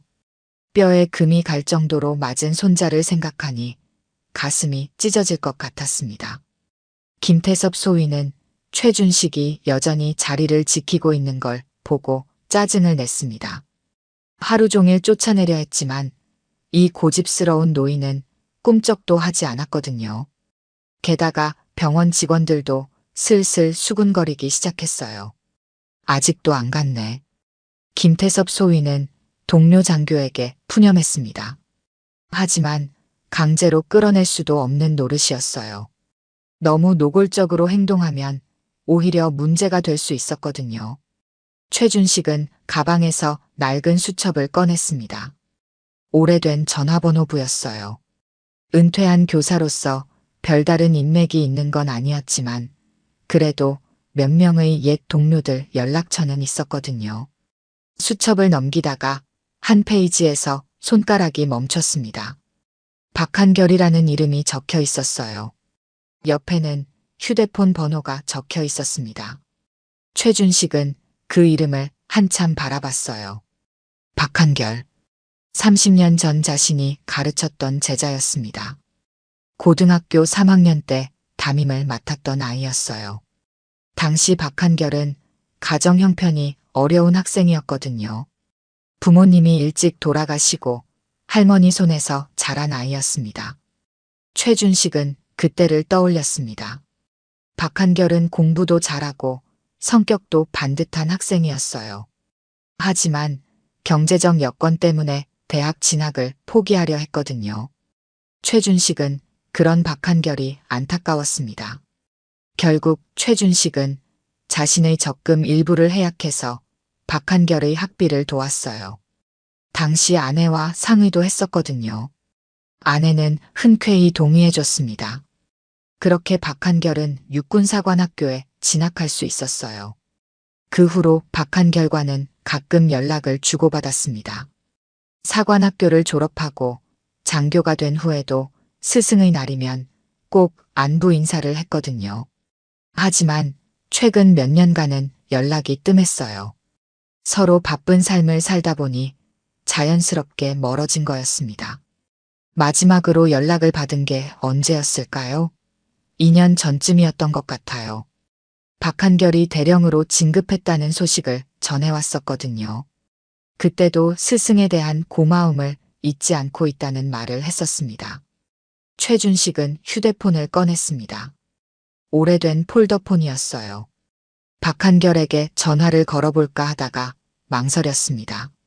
30년이 지난 지금 갑자기 연락해서 도움을 요청하는 게 적절한 일일까요? 하지만 영민이를 생각하니 체면을 차릴 상황이 아니었어요. 지푸라기라도 잡는 심정으로 전화를 걸어야 했습니다. 혹시 박한결이 군 내부에서 영향력이 있다면 도움을 받을 수 있을지도 모르거든요. 최준식은 심호흡을 하고 번호를 눌렀습니다. 신호음이 몇 번 울리더니 전화가 연결됐어요. 여보세요? 낯익은 목소리였습니다. 30년이 지났지만 여전히 박한결의 목소리를 알아볼 수 있었어요. 다만 예전보다 훨씬 더 권위적이고 무게감 있는 목소리로 변해 있었습니다. 최준식은 가능한 한 자연스럽게 말했어요. 한결아, 나야. 최준식이다. 전화 너머로 잠시 정적이 흘렀습니다. 박한결이 놀란 모양이었어요. 선생님? 선생님이세요? 목소리가 확연히 달라졌습니다. 권위적이던 톤이 사라지고 예전의 학생 같은 목소리로 변했어요. 맞다. 잘 지내고 있니? 선생님, 정말 오랜만이에요. 어떻게 지내셨어요? 건강하시죠? 박한결의 목소리에는 반가움과 놀라움이 섞여 있었습니다. 최준식은 잠시 감정이 북받쳤어요. 여전히 자신을 기억하고 있는 제자가 있다는 게 고마웠거든요. 나는 괜찮다. 시골에서 조용히 지내고 있어. 선생님, 제가 연락을 자주 못 드려서 죄송해요. 너무 바빠서요. 그런 건 괜찮다. 한결아, 지금 뭘 하고 있니? 계급이 어떻게 되나? 최준식은 일부러 가볍게 물었습니다. 너무 급하게 본론으로 들어가면 부담스러울 수 있었거든요. 저는 지금 소장이에요. 사단장을 하고 있습니다. 최준식은 깜짝 놀랐습니다. 소장이라면 장군 계급이었어요. 자신이 가르쳤던 제자가 이렇게 높은 자리까지 올라간 거였습니다. 와, 장군이 됐구나. 대단하다. 다 선생님 덕분이에요.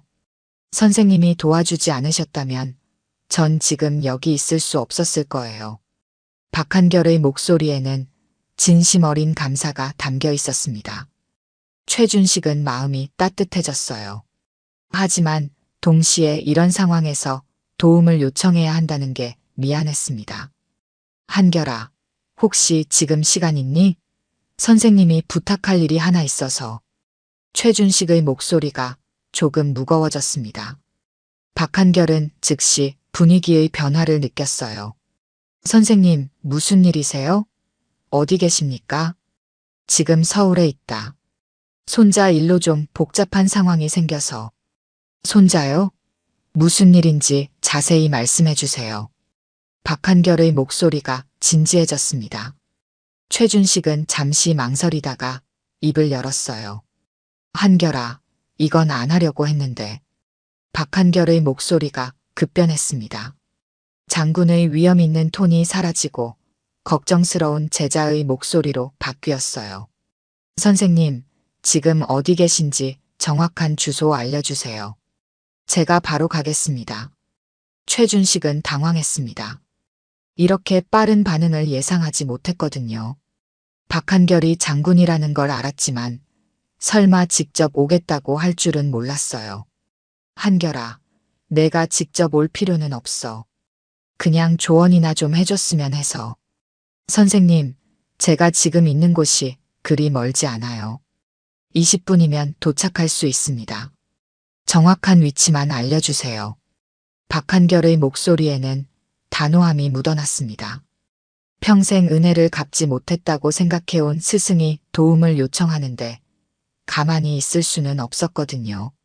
최준식은 병원 주소를 알려줬습니다. 박한결은 즉시 출발하겠다고 했어요. 전화를 끊고 나서 최준식은 혼란스러웠습니다. 정말 장군이 직접 올 거라고는 생각하지 못했거든요. 한편 박한결은 전화를 끊자마자 부관에게 지시했습니다. 차 준비해. 지금 당장 나가야 해. 예, 장군님. 어디로 가십니까? 서울 시내 군 병원이야. 최대한 빨리 가자. 박한결의 표정은 심각했습니다. 30년 전 자신의 인생을 바꿔준 은사가 도움을 요청했는데 그 내용이 손자와 관련된 일이라니요. 분명 단순한 문제는 아닐 거였어요. 부관은 즉시 차량을 준비했습니다. 사단장의 공용 차량이었어요. 앞뒤로 경호 차량까지 따라붙는 위풍당당한 행렬이었습니다. 박한결은 조급한 마음에 운전병에게 지시했어요. 속도 좀 내자. 급한 일이야. 차량 행렬은 서울 시내로 향했습니다. 평소 같으면 30분 걸릴 거리였지만 박한결은 더 빨리 가고 싶었어요. 차 안에서도 계속 최준식 선생님 생각을 했습니다. 고등학교 3학년 때의 기억이 생생했어요. 가난한 집안에서 자란 자신에게 대학 진학의 기회를 준 분이었거든요. 당시 최준식 선생님이 없었다면 지금의 자신은 존재하지 않았을 거예요. 박한결은 부관에게 말했습니다. 도착하면 최대한 조용히 하자. 큰 소동 피우지 말고. 예, 알겠습니다. 하지만 사단장의 차량 행렬이 조용할 리는 없었어요. 특히 군 병원 같은 곳에서는 더욱 그랬거든요. 병원에서는 김태섭 소위가 여전히 최준식을 감시하고 있었습니다. 오후 6시가 넘어가는데도 이 고집스러운 노인은 자리를 뜨지 않았어요. 김태섭 소위는 점점 짜증이 났습니다. 도대체 언제까지 여기 앉아 있을 작정인가? 김태섭 소위는 동료에게 푸념했어요. 하지만 강제로 내보낼 명분도 없고 너무 강하게 나가면 오히려 문제가 될 수 있었거든요. 그때 병원 정문 쪽에서 웅성거리는 소리가 들려왔습니다. 뭔가 큰 차량이 들어오는 모양이었어요. 김태섭 소위는 별로 신경 쓰지 않았습니다. 어차피 높은 분들이 시차로 오는 일은 가끔 있었거든요. 하지만 곧 병원 전체가 술렁이기 시작했습니다. 의료진들과 간호병들이 바쁘게 움직이기 시작했어요. 뭔가 평소와 다른 분위기였거든요. 한 간호병이 뛰어오더니 김태섭 소위에게 말했습니다. 소위님, 큰일 났어요. 사단장님이 오신다고 해요. 뭐라고? 사단장이? 김태섭 소위는 깜짝 놀랐습니다. 갑작스러운 상황이었어요. 사단장이 갑자기 병원에 올 이유가 없었거든요. 정말 확실한가? 네, 지금 정문에 차량이 도착했어요. 별 2개짜리 번호판이에요. 김태섭 소위는 당황했습니다. 사단장이 오는데 자신이 준비된 게 아무것도 없었어요. 게다가 지금 최영민 사건 때문에 신경이 예민한 상황이었거든요. 병원장은 급히 나와서 맞이 준비를 했습니다. 모든 의료진이 긴장했어요. 사단장의 갑작스러운 방문은 보통 좋지 않은 일을 의미했거든요. 박한결의 차량이 병원 앞에 정차했습니다. 부관이 재빨리 뛰어내려 문을 열었어요. 박한결 소장이 차에서 내리는 순간 병원 앞은 긴장감으로 가득 찼습니다. 박한결은 평소보다 훨씬 진지한 표정이었어요. 병원장과 간부들이 줄지어 인사했지만 박한결은 대충 답례만 하고 병원 안으로 걸어갔습니다. 김태섭 소위는 얼른 뒤따라갔어요. 사단장이 왜 왔는지 알아야 했거든요. 혹시 최영민 사건과 관련이 있는 건 아닐까 하는 불안감이 들었습니다. 박한결은 병원 로비에 들어서자마자 주변을 둘러봤습니다. 최준식 선생님을 찾고 있었어요. 그러다가 구석 벤치에 조용히 앉아있는 노인을 발견했습니다. 30년이 지났지만 여전히 알아볼 수 있는 모습이었어요. 다만 예전보다 많이 늙어 보였고 어딘지 모르게 지쳐 보였습니다. 박한결의 가슴이 뭉클했어요. 박한결은 최준식에게 다가갔습니다. 주변 사람들은 모두 긴장한 채 지켜봤어요. 사단장이 누구에게 가는지 궁금했거든요. 김태섭 소위는 박한결이 최준식에게 다가가는 걸 보고 깜짝 놀랐습니다. 설마 사단장이 그 노인을 알고 있는 건 아니겠죠? 하지만 박한결의 다음 행동은 모든 사람을 충격에 빠뜨렸습니다. 박한결 소장이 최준식 앞에서 깊숙이 고개를 숙였어요. 선생님, 늦었습니다. 병원 로비가 순간 정적에 빠졌습니다. 장군이 노인에게 고개를 숙이는 모습을 본 사람들은 모두 믿을 수 없다는 표정이었어요. 특히 김태섭 소위는 얼굴이 하얗게 질렸습니다. 최준식은 일어서서 박한결을 맞았어요. 한결아, 이렇게 직접 와줘서 고맙다. 선생님, 무슨 일인지 자세히 말씀해 주세요. 제가 할 수 있는 일이라면 뭐든지 하겠습니다. 박한결의 목소리는 단호했습니다. 주변 사람들은 더욱 당황했어요. 사단장이 노인을 선생님이라고 부르며 깍듯이 대하고 있었거든요. 박한결은 최준식을 조용한 곳으로 안내했습니다. 병원장 사무실을 빌려달라고 요청했어요. 병원장은 당황했지만 즉시 사무실을 비워줬습니다. 사단장의 요청을 거절할 수는 없었거든요. 사무실 문이 닫히자 박한결은 다시 한번 최준식에게 인사했어요. 선생님, 정말 오랜만입니다. 건강하시죠? 응, 나는 괜찮다.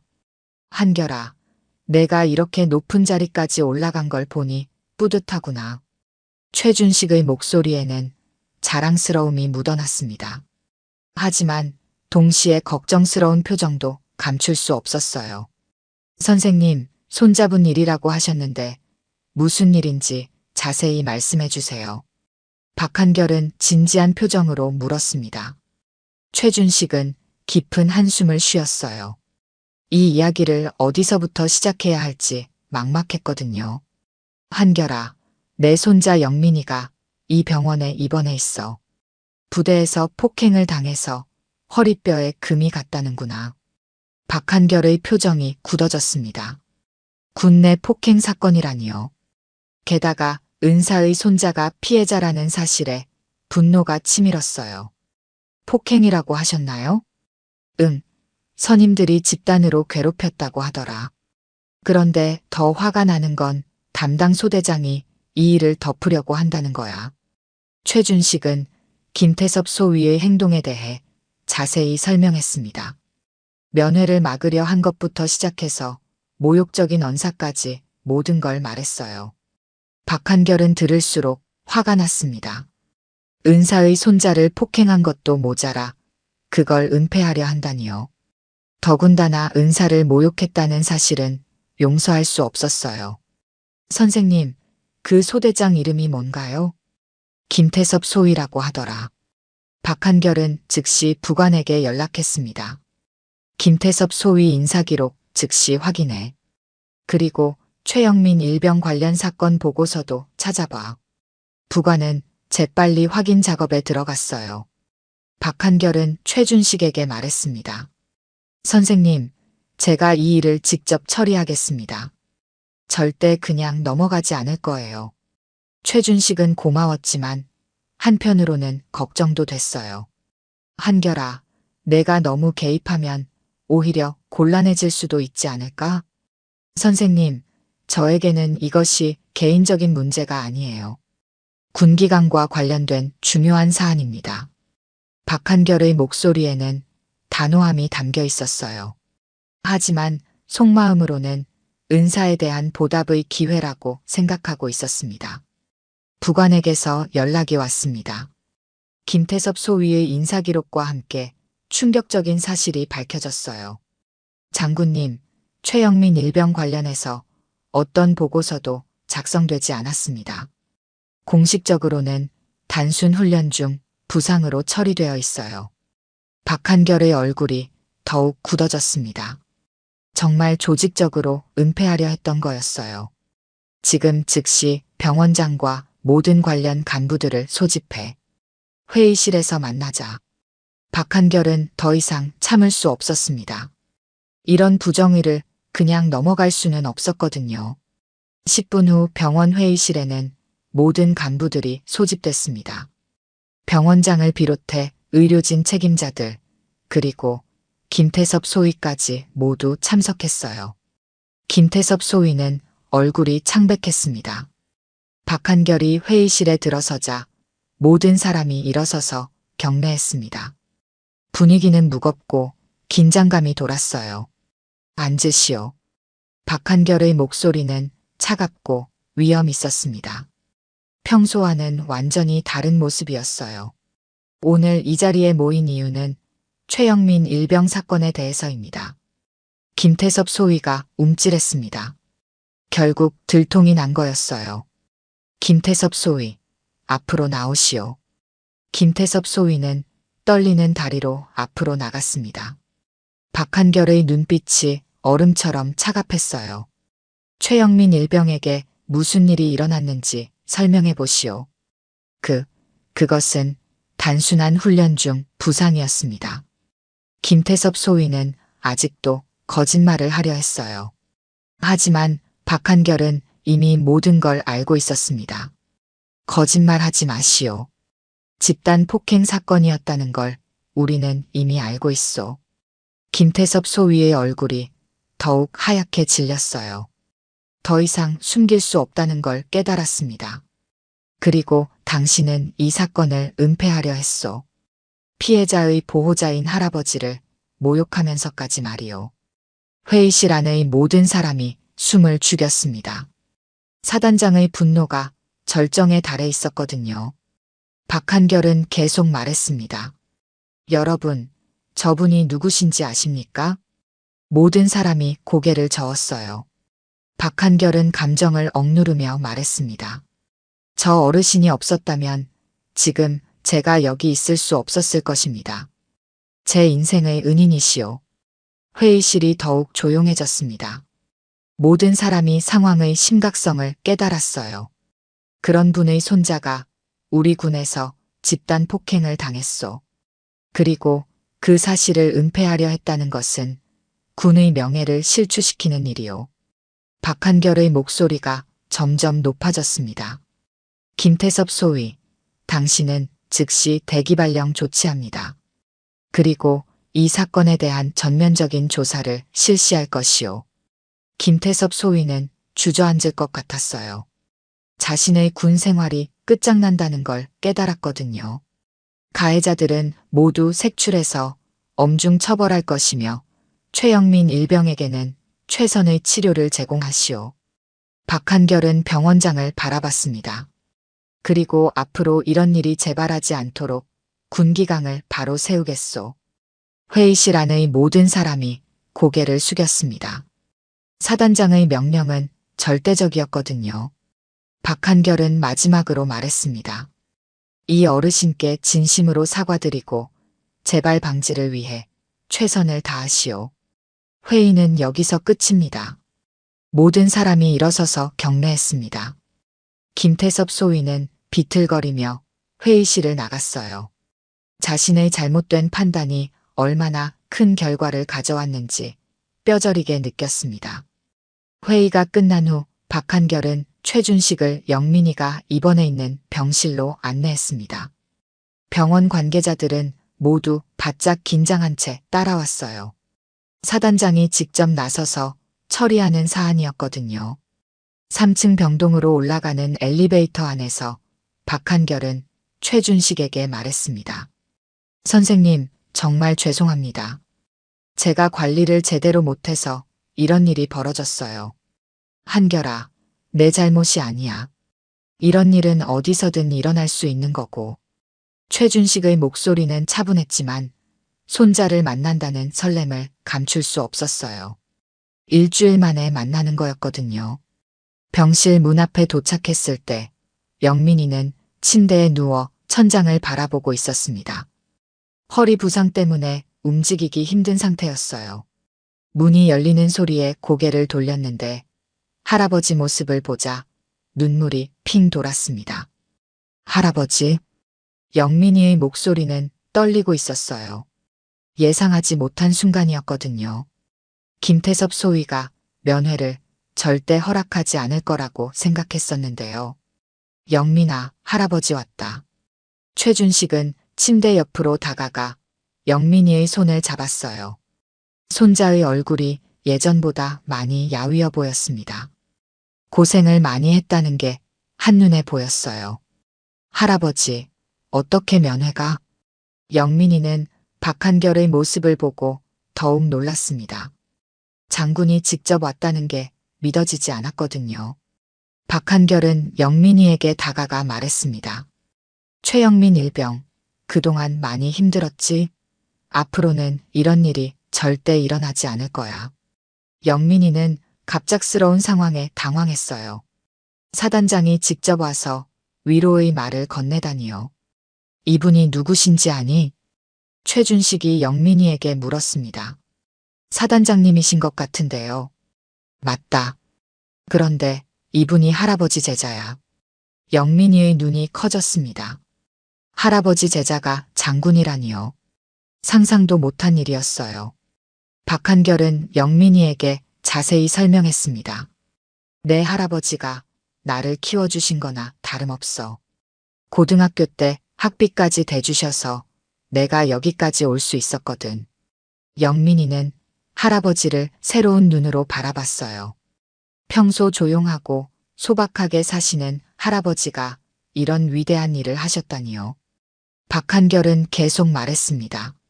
너를 괴롭힌 사람들은 모두 엄중 처벌받을 거야. 그리고 다시는 이런 일이 일어나지 않도록 할게. 영민이는 고개를 끄덕였어요. 하지만 표정에는 여전히 어둠이 남아 있었습니다. 트라우마가 쉽게 사라지지는 않을 거였거든요. 최준식은 영민이와 한참 이야기를 나눴습니다. 그동안 얼마나 힘들었는지, 왜 진작 말하지 않았는지에 대해서요. 영민이는 할아버지 걱정시키기 싫어서 참았다고 했어요. 영민아, 앞으로는 힘든 일 있으면 바로 할아버지에게 말해. 알겠지?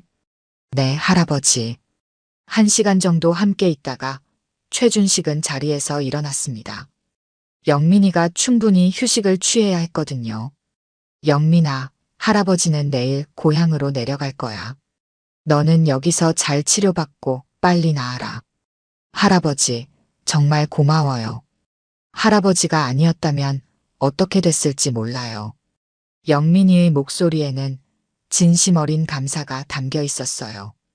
병실을 나온 후 박한결은 최준식을 병원 로비까지 배웅했습니다. 그곳에는 이미 병원 관계자들이 줄지어 서서 기다리고 있었어요. 모두 최준식에게 깊숙이 고개를 숙여 사과했습니다. 병원장이 나서서 말했습니다. 어르신, 정말 죄송합니다. 앞으로는 이런 일이 절대 일어나지 않도록 하겠습니다. 최준식은 담담하게 대답했어요.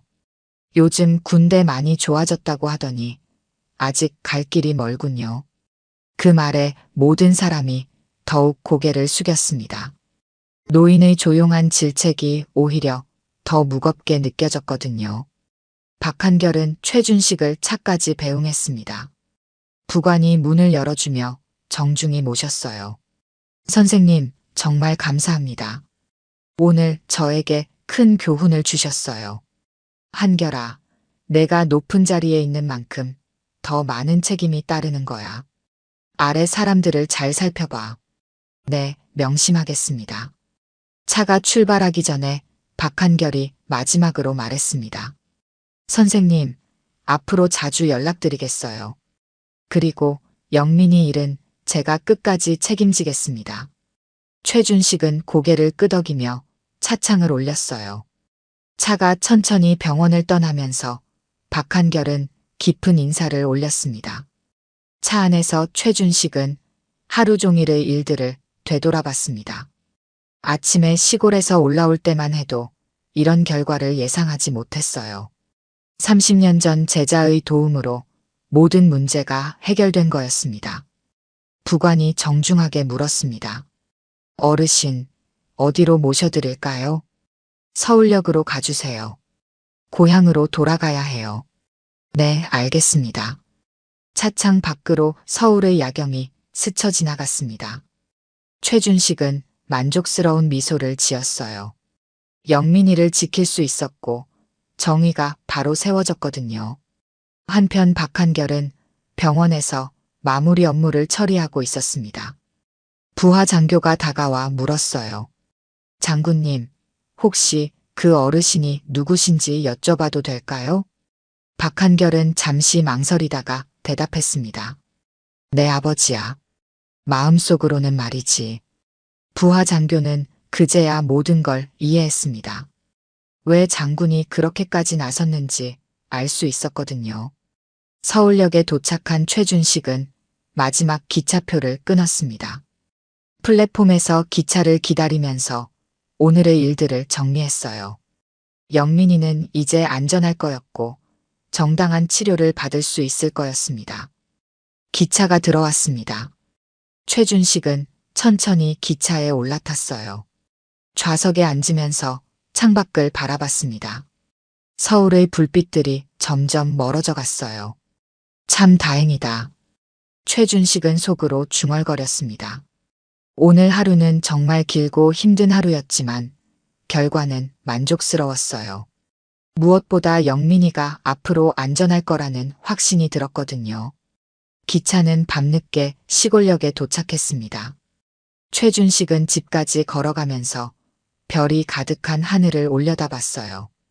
도시의 하늘과는 달리 맑고 깨끗한 별들이 빛나고 있었습니다. 집에 도착해서 전등을 켜니 조용한 방이 나타났습니다. 최준식은 가방을 내려놓고 깊은 숨을 쉬었어요. 긴 하루가 드디어 끝났거든요. 하지만 마음은 한결 가벼웠습니다. 손자를 지켜냈고 옛 제자와의 인연도 다시 확인할 수 있었어요. 무엇보다 정의가 승리했다는 것이 가장 큰 위안이었습니다. 오늘 들려드린 이야기가 여러분의 마음에 작은 울림이 되었기를 바랍니다. 이야기가 좋으셨다면 좋아요와 구독 부탁드려요. 다음 사연을 들려드리는데 큰 힘이 된답니다. 그리고 여러분의 이야기도 댓글로 들려주세요. 다음 이야기 때 또 뵙겠습니다.